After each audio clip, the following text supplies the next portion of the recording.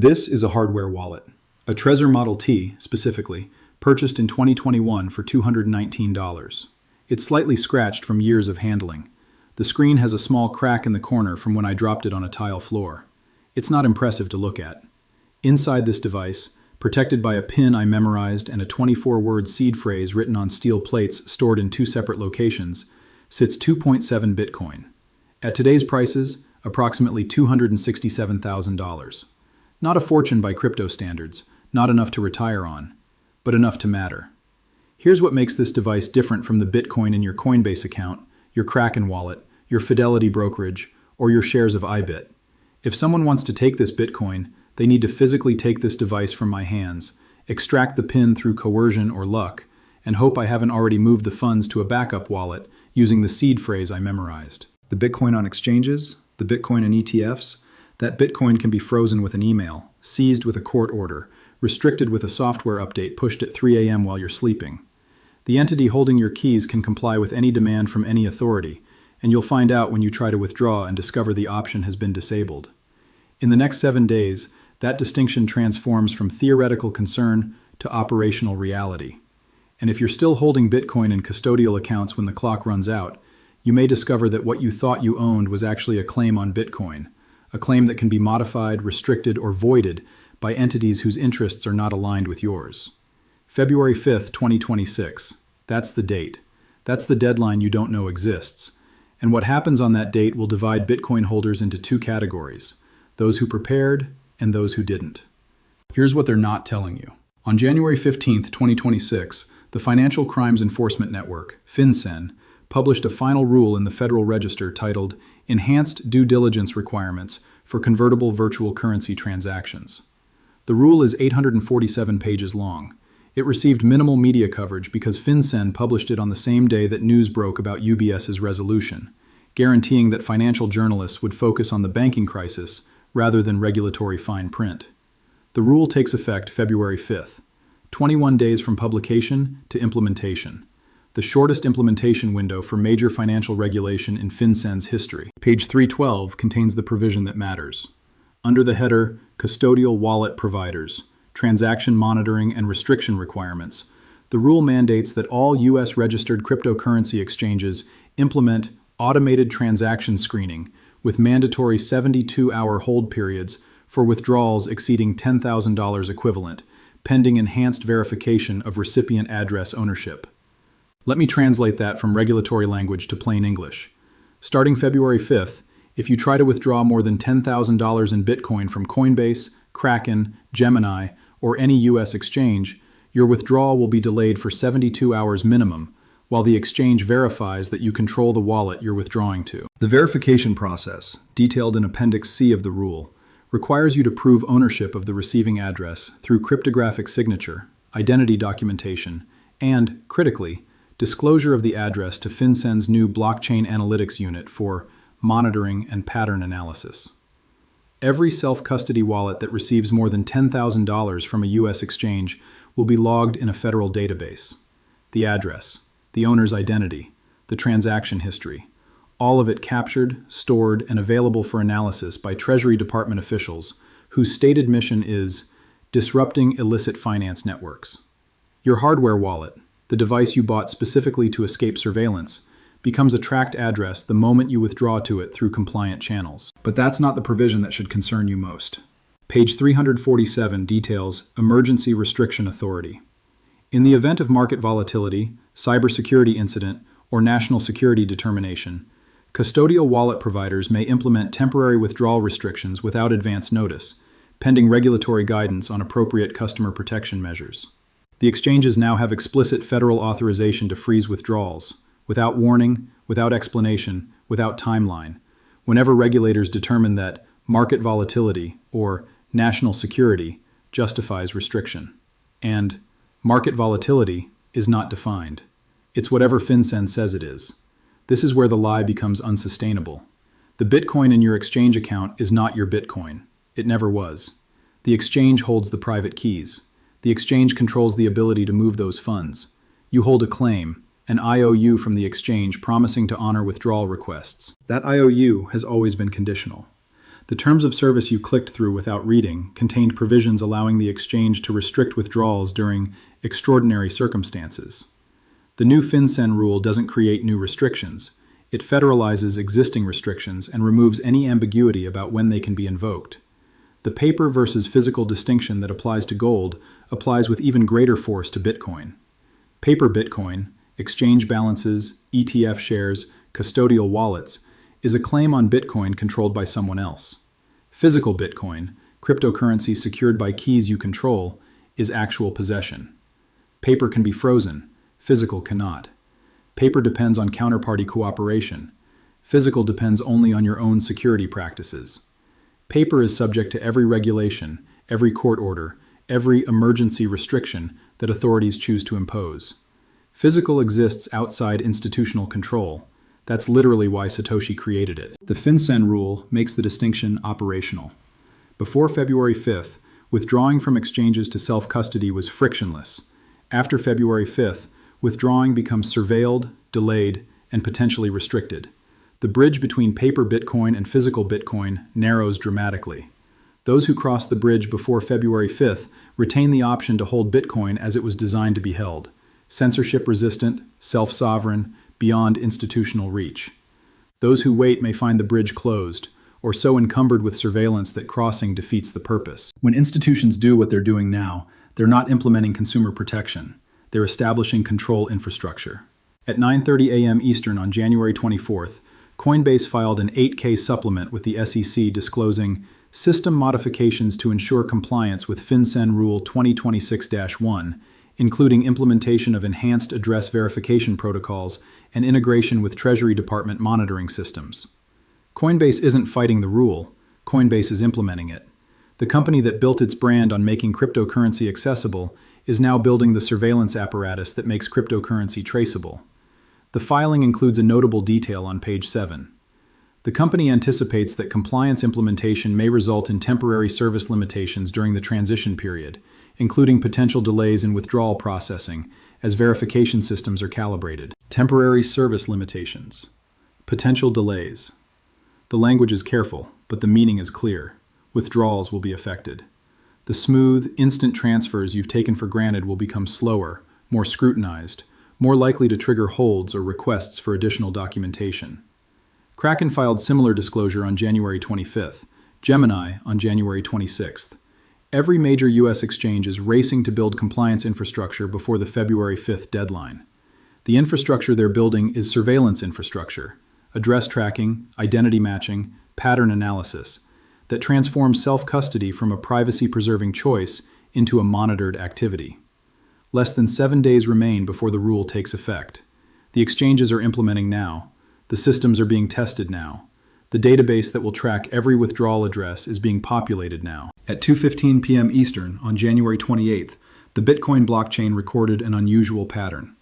Withdrawal transactions from known exchange hot wallets spiked to 47,000 in a 6-hour window, more than triple the normal volume.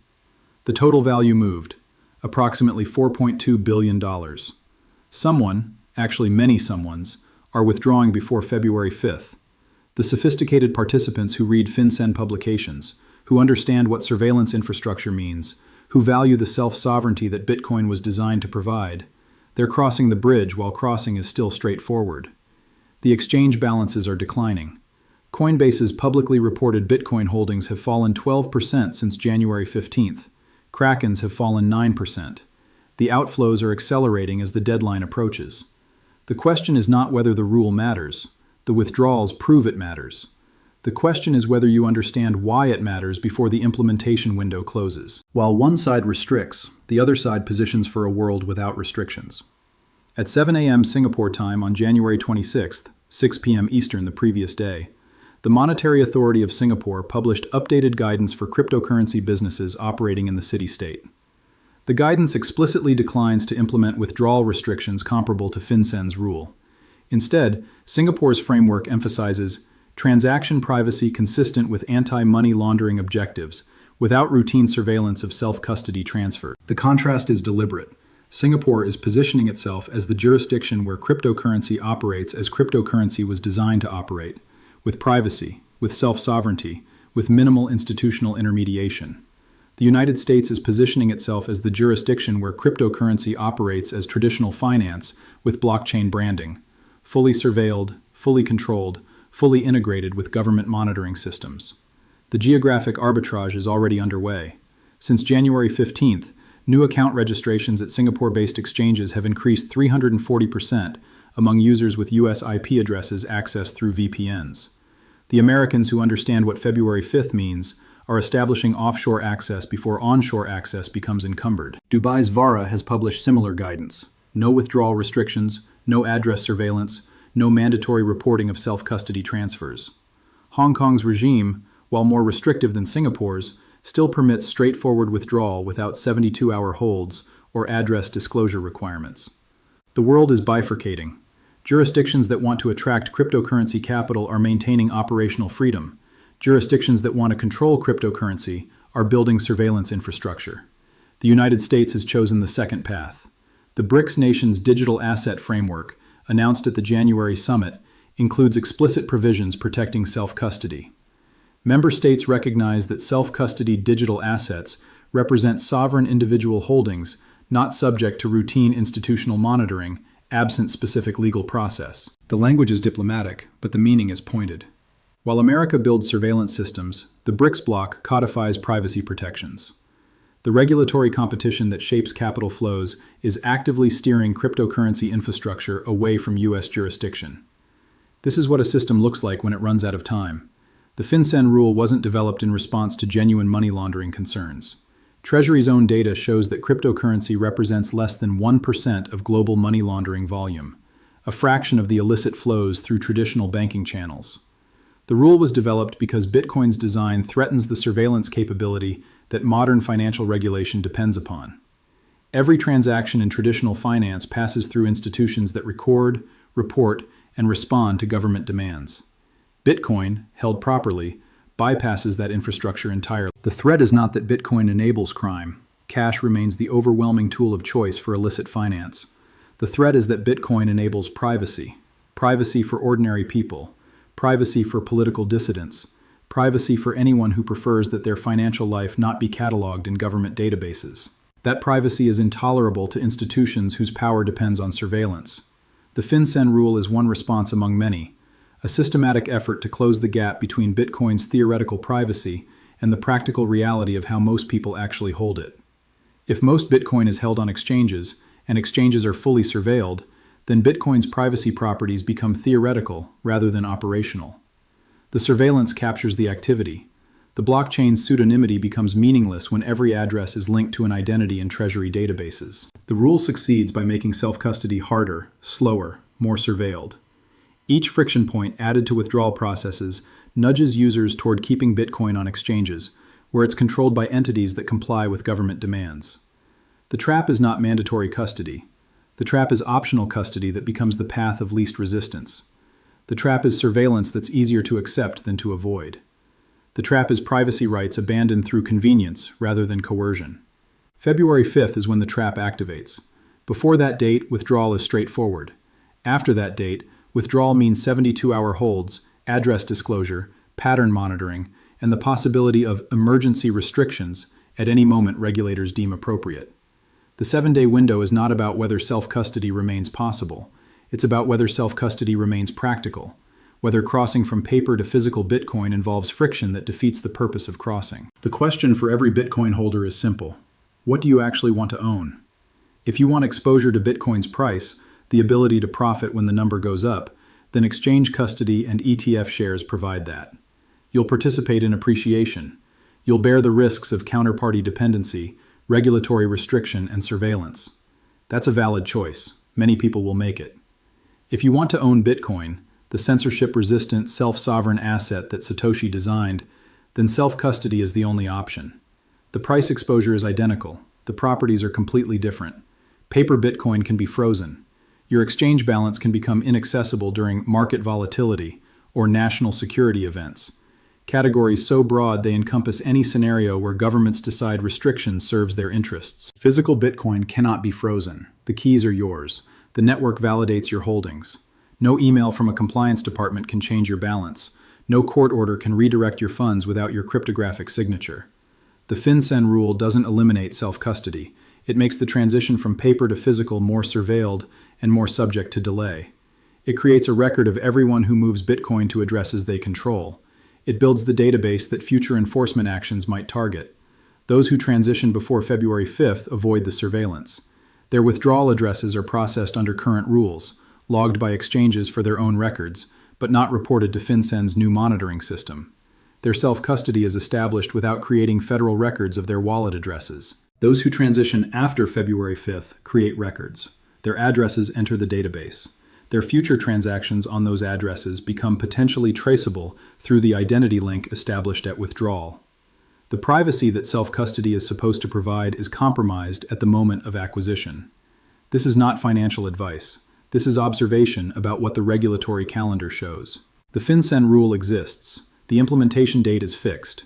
The surveillance infrastructure is being built. The sophisticated participants are withdrawing. The exchange balances are declining. The pattern is visible in the data for anyone willing to look. What you do with that pattern is your decision. But the decision has a timeline. Those who understand what's happening are not waiting for clarity. The 47,000 withdrawal transactions on January 28th represent understanding translated into action. The 12% decline in Coinbase holdings represents understanding distributed across thousands of individual decisions. Each withdrawal is a vote, a statement that the holder prefers physical Bitcoin to paper Bitcoin, prefers self-sovereignty to institutional dependency, prefers the friction of self-custody to the surveillance of exchange custody. The votes are being cast now. The voting window closes February 5th, not because self-custody becomes impossible, but because self-custody becomes surveilled, and surveillance defeats the purpose for many holders. Reality asserts itself through regulatory deadlines and compliance implementations. The FinCEN rule is not a proposal or a possibility. It's published in the Federal Register with a fixed effective date. The exchanges are building compliance systems right now. The database is being prepared right now. 7 days remain. Not as metaphor, as calendar fact. 7 days to decide whether the Bitcoin you hold is the Bitcoin you want to hold. 7 days to move from paper to physical while the bridge remains unsurveilled. 7 days to understand that your Bitcoin on an exchange is actually their Bitcoin with your name attached. Bitcoin that exists at the pleasure of institutions whose compliance obligations now explicitly include surveillance and restriction capabilities.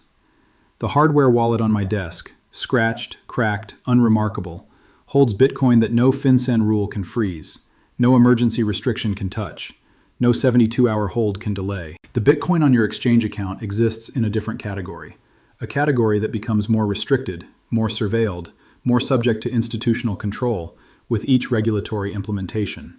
February 5th adds surveillance. The next rule may add restrictions.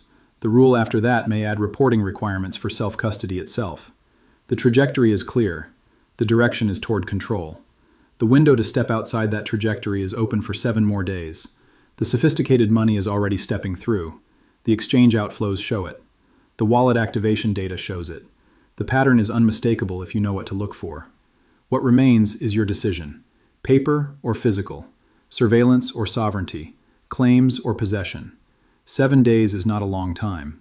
It is, however, enough time. Enough time to research hardware wallets and order one.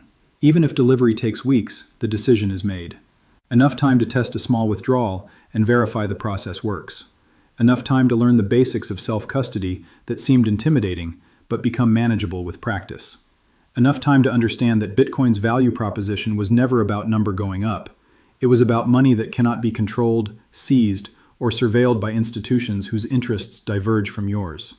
Exchange custody forfeits that value proposition. ETF shares never offered it. Only self-custody, keys you control, addresses no one else can access, delivers what Bitcoin was actually designed to provide. The FinCEN rule doesn't change Bitcoin. It changes the cost of holding Bitcoin as Bitcoin was meant to be held. That cost increases on February 5th. The calendar shows 7 days. The decision is yours. The window is closing. Not gradually, not eventually. On a date, at a time, specified in federal regulation. What you do before that date determines what category of Bitcoin holder you become.